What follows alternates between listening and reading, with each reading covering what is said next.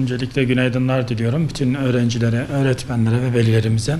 Bakanlığımızın talimatları doğrultusunda 15 Şubat 2021 tarihinden itibaren köy okullarımız, beldelerimiz, beyan nüfusu, öğrenci sayısı az olan bazı okullarımızı açma çalışmalarına başladık.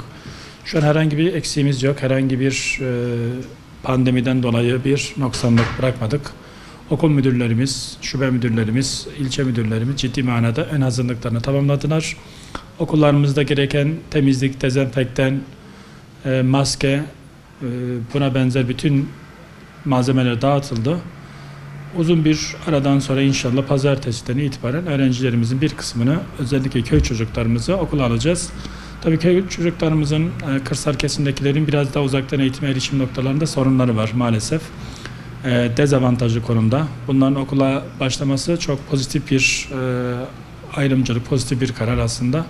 Merkezdeki öğrencilerimiz en kısa zamanda inşallah onlar da başlayacak ama köylerde bulunan, kırsalda bulunan öğrencilerin internet problemi, altyapı problemi olduğundan dolayı bakanlığımız böyle bir karar aldı. Diğer grup 1 Mart itibariyle de diğer öğrencilerimize merkez, köy fark etmeksizin 8 ve 12'leri inşallah başlatacağız. Onlardan sonra pandeminin durumuna göre bakanlığımız ve ilimizde ekstra bir durum olursa diğer ara sınıfları yavaş yavaş tekrar okula getireceğiz inşallah. 8 ve 12'ler önemli bizim için çünkü sınava girecekler. Uzun bir sürede okuldan uzak kaldılar. Gerçi şu an DYK kurslarımız faal. 8'ler için özellikle ciddi manada hafta içi hafta sonu DYK kurslarımız devam ediyor. Ama 2 gün yetmiyor özellikle sınava hazırlanan öğrenciler için. 1 Mart itibariyle bunlar da belli bir süreyle 5 gün olması bile 4 gün, bir günde temizlik günü ayırıyoruz, çarşamba günü.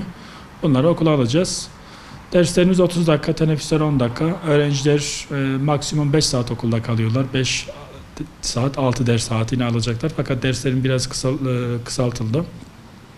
Taşmadaki öğrenciler aynı şekilde devam edecekler. Sadece yemek konusunda şu an bir hafta bir deneme süreci yapacağız. Taşıma yemeklerini vermiyoruz. Bunun yerine kumanya veya daha aparatif şeyler vereceğiz. Pandeminin durumuna göre inşallah bunların normalleşme dönemine geçeceğiz yani.